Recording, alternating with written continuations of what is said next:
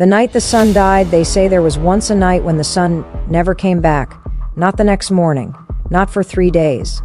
It happened centuries ago, deep in the lush, endless jungles of Mesoamerica. Back then, the mighty Aztec civilization thrived, a people of unmatched architects and builders who carved the heavens into stone through towering temples like the great Templo Mayor. Their cities pulsed with life, color, and ritual. But one night changed everything. It began in eerie stillness. The wind stopped, the birds silenced. Then the dogs began to howl, wild, panicked howls, eyes locked upward. And that's when the moon vanished. One moment it hung bright over the temples, the next, gone, swallowed by an invisible mouth in the sky. People murmured prayers, unsure what they'd just seen, but at least the sun would rise in the morning. It always did. Except this time, it didn't. Morning came, according to the stars, according to the faint, soft shadows on the ground.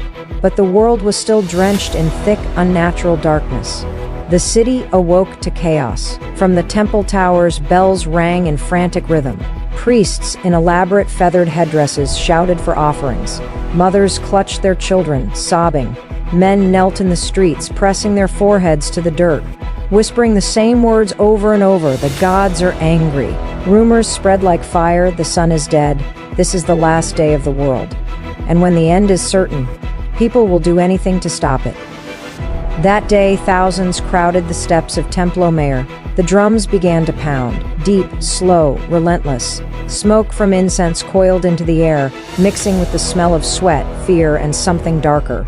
The priests raised their obsidian blades. One by one, hearts were lifted toward the heavens. Blood cascaded down the stone steps, turning them slick, red, glistening in torchlight. By nightfall, the people were desperate. If the sun is gone, the priest declared, "We must give more. We must prove our devotion." And so the sacrifices continued. One day passed, then two. Still no sun. By the third day, the city had surrendered itself entirely to the ritual. Nearly 20,000 lives had been given. The air was thick with smoke and the metallic scent of blood. The jungle's insects were silent, as if the earth itself was holding its breath. Then, a whisper, a shift. Someone on the temple steps pointed to the horizon. A thread of light, so faint it could have been imagined, slipped between the darkness and the earth. The crowd froze. No one moved.